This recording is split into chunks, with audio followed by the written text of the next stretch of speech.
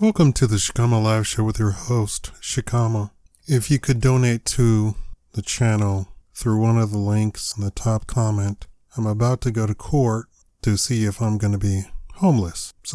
I say that nonchalantly because I have high blood pressure and I have trained myself to not be excited, not speak quickly, not scream and shout like other YouTubers. I have to remain calm at all times. It's not working 100%. Today I broke out in hives. That's one of the things that comes out of stress. The Democrats do not know what they're going to do. They are trying to relaunch COVID to impact or instigate a possible lockdown, which would then necessitate sending out mail-in ballots so that they could harvest the vote. And we now have it on record that was the key. It didn't matter if they were not popular. It didn't matter that Biden was in last place during the primary season of the Democratic primary. They negotiated for the top contenders in the primaries to step down, bow out of the race when they legitimately were completely leading the party, and let Biden take control, take the spot, be the nominee. It's not working out for them because people have complete jadedness over COVID. They're no longer shocked by it, surprised by it, or even fearful of it at all. Also, the CDC has come out and made statements about the mask when the CDC thought that the entire COVID thing was a thing of the past. They are now trying to make COVID like the flu, but it is not. So they're political maneuvering to make COVID a national thing again and to institute lockdowns so that they have an excuse to send out mail-in ballots is a complete failure. What's the next thing? The next thing is they are deathly afraid that Trump will win. Biden has never been a good candidate. Biden was a senator for all of those years because Biden was in a state where the Democrats had a monopoly on the vote. I don't know if you understand the politics of the United States, but certain states, certain districts, certain seats, a political party has a complete monopoly over it. That is both Democrats and both Republicans. Both of them have seats that are completely monopolized by that party. Biden was in one of those seats. For 50 years, he tried to run for president and failed 5 times. This is why you heard the term, it's his turn. Just like Hillary Clinton was saying that it's her turn, they kept saying that it's Biden's turn. The only reason he became the nominee is because, number one, he's Biden, and number two, he is worse than a puppet president. Everybody understood or understands, if you have any sort of political education, that the presidency, for the most part, is a puppet seat. You have people who control the seat. They control all of the power, all of the policy, what they can and cannot veto, and what they declare as public policy. Everybody ascribed to Trump a whole host of nasty stuff, horrible stuff, evil stuff. Oh, look at this. When the only thing that you can systematically subscribe to Trump was everything good that came out of that administration. By year 2, Trump was completely alone. They had surrounded him with nothing but complete enemies to his administration. Trump had said when he was running that he would not have special interests. He would not have career politicians in his cabinet. And before he even got there, all of that was completely untrue. He had special interests and career politicians in his cabinet. Why was that? Not because Trump is weak, but that's how the presidency is run. Again, what can you ascribe to Trump actually doing? Getting gas below $2. That's what you can ascribe. Manipulating Congress, who were anti-Trump. I said Congress. I didn't say Democrats. I said Congress was anti-Trump. He had to fight all of Congress and manipulate them in such a way to get things passed, to get bills on the floor and to get them passed. That's all of Congress. That's the House and the Senate.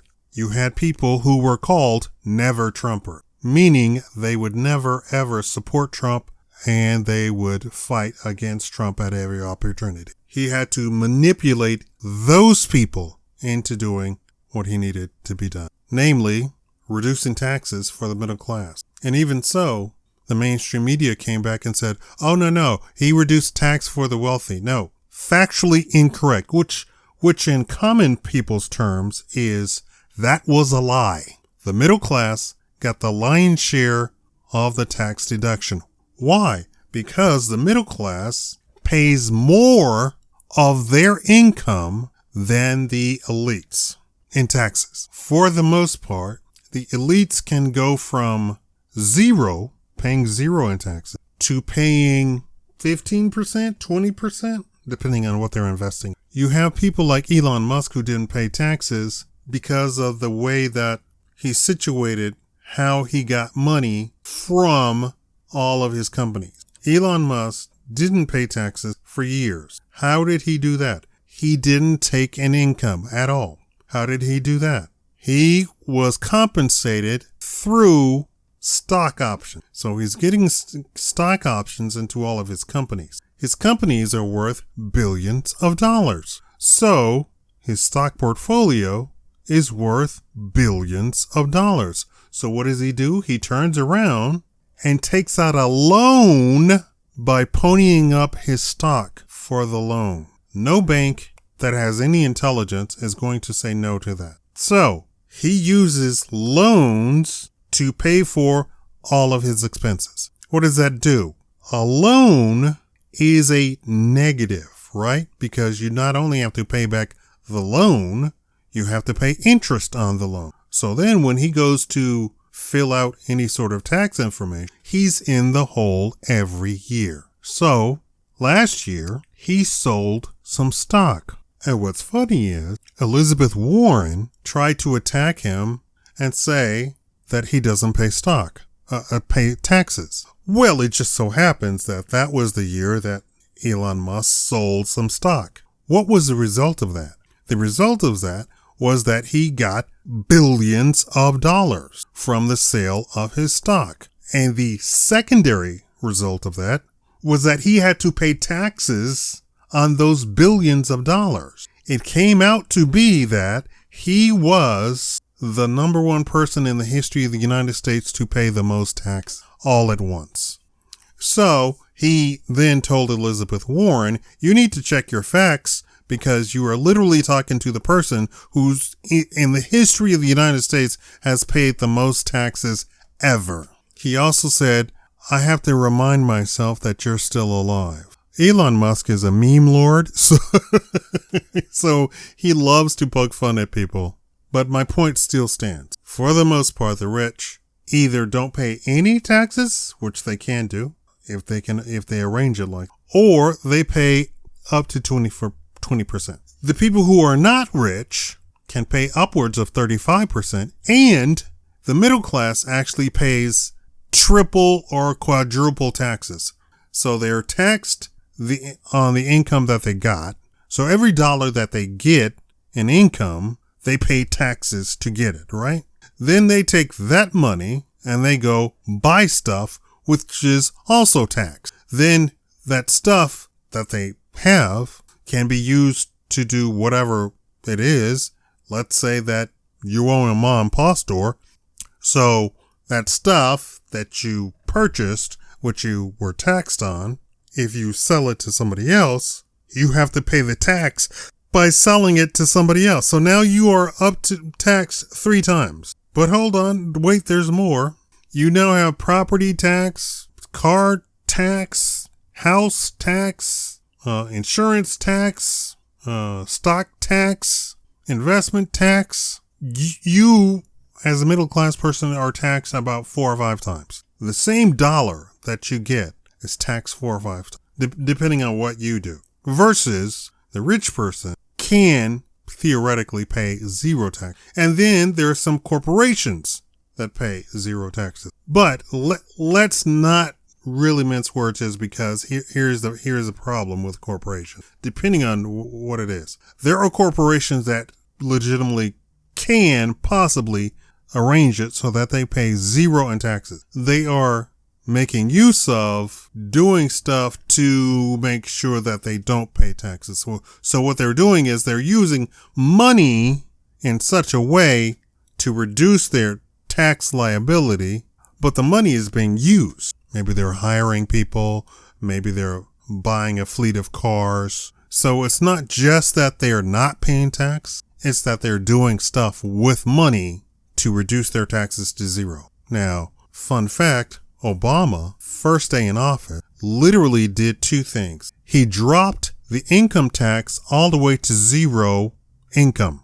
Meaning, if you made 1 penny, you had to pay income tax to the federal government. That's crazy. Everybody had its, I believe, at 16,000, 20,000 before you even thought of paying income tax. The Democrats have reduced the threshold for paying income tax and reduce it to the point where Obama dropped it to zero. Also, part two, he decreased how much you could claim in charitable donations to offset taxes. So under Republican leaders, if you donated a whole bunch of money, you got to reduce your income tax or federal taxation by that amount. Then they started messing with it. 35%, 50%, 35%, 20%, 10%. And I believe Obama reduced it to almost zero first day in office. But here's the thing. Of the people who do pay taxes and who are rich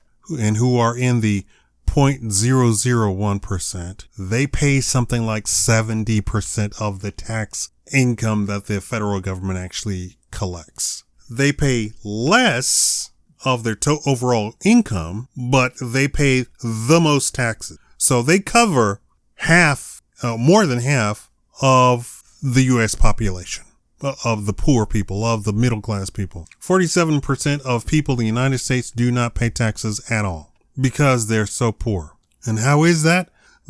They're charged the income tax, but then they can claim head of household and all that sort of stuff. And that reduces it to a point where they can actually get a refund on the taxes. And here's what's really crazy. On their paycheck, they have been paying taxes the whole time. The federal government has been holding on to your money all year long. And then when you go to file your income taxes, then the federal government pays you back without interest. I'm not going to tell you what to do, but I just want to point out that you have been lending the federal government your money all year long, and then when it comes time to actually file your income taxes, they pay you that money back without interest. And here's what's even more insulting. During that year, the dollar has dropped and inflation has gone up, which means that you are making less a year later than you were when you started at the beginning of the year.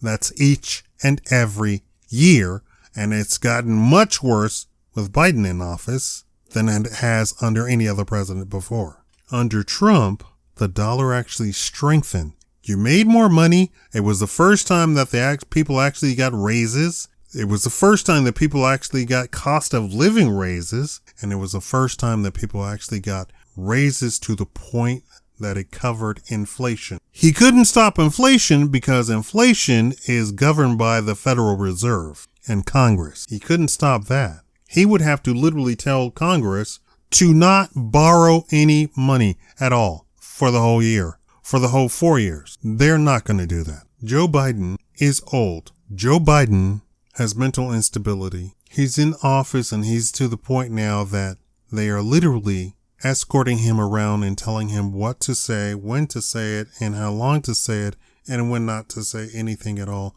and to just usher him out of the room. At the Medal of Honor ceremony, Joe Biden walked out of the room. That was not what he was supposed to do. This is all evidence that Joe Biden is not fit to run to be president right now, as it stands right now. But the thing is, the vice president is unfit to even be vice president. She was put in that place as a sort of insurance policy against them coming after Joe Biden. Nancy Pelosi had already indicated, had she won, had the Democrats actually kept the House, that she was going to become president. Because it goes president, vice president, speaker of the House. She would have literally knocked Kamala Harris out of the office and become president. And she had already indicated that under Trump. And Trump had a completely fit and reasonable vice president. You may or may not like him, but he was fine. He had been in office for 50 years himself. I don't know how long he was in office. But she couldn't overstep him, not without a fight. He had his own little whatever, and they depended on him to not go along with Trump to defeat him.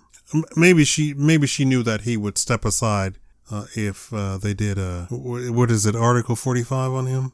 Is it Article 45 or Article 25? Something with a 5 in it. But now we come to 2023 and 2024. They are saying that Joe Biden is not going to remain in office for 2023. And that in that case, Kamala Harris is also going to step aside.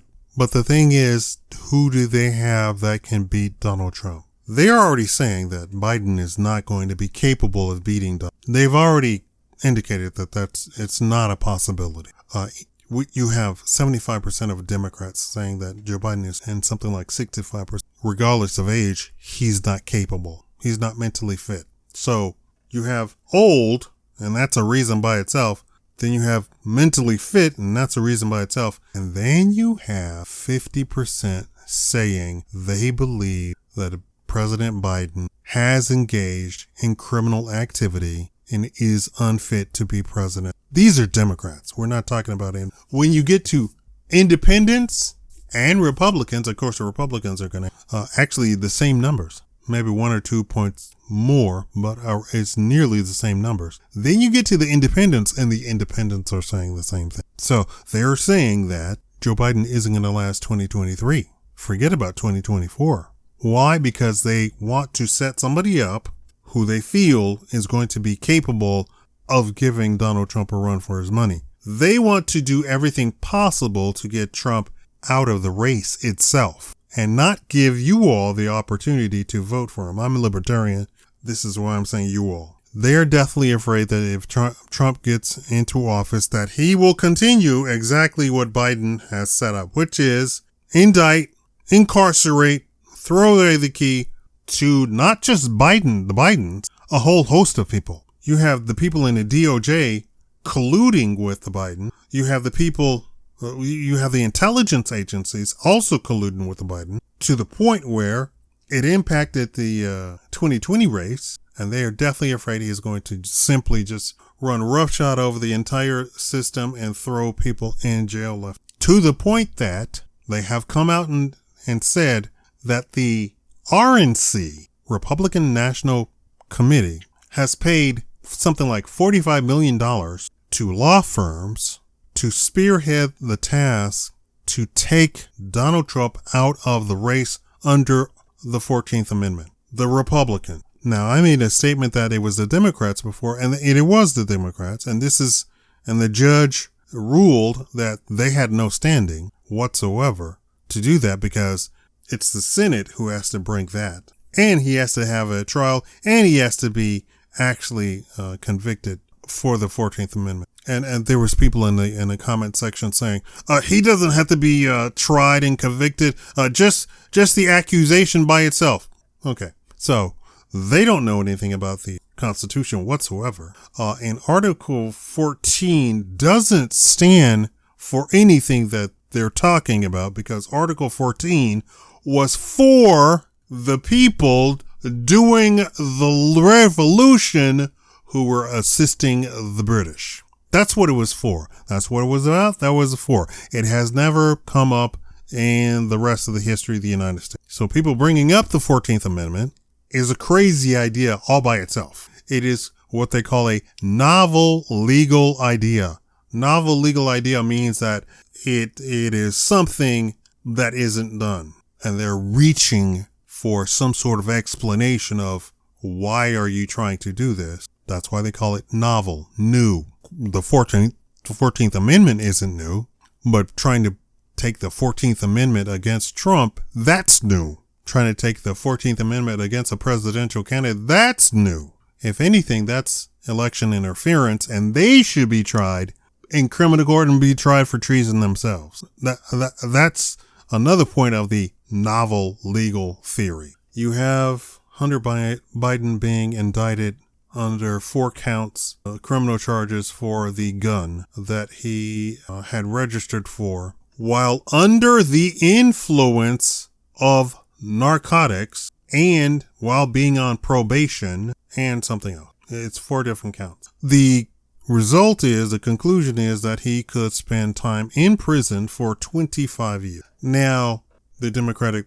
Party is, and the pundits are trying to say that, well, this means that it has nothing to do with Biden. Unfortunately, that's not the case, because Biden said that he had no idea about the gun, no idea anything was wrong with the gun, when in fact they do have him on record as knowing about the gun, knowing about and being indicating and everything. Biden checks in with his family once a week, every week, and has so for 50 years. This is also what they said why he actually went to the meetings with Hunter Biden, because he checks in with his family and he loves Hunter Biden. So he went to the meetings. He said he didn't do anything at the meeting other than talk about the weather with the people, but he went to the meeting. So they can't say he checks in with his family every week, but in the same breath saying he knew nothing about the gun, because they actually talked about it. And there you have it.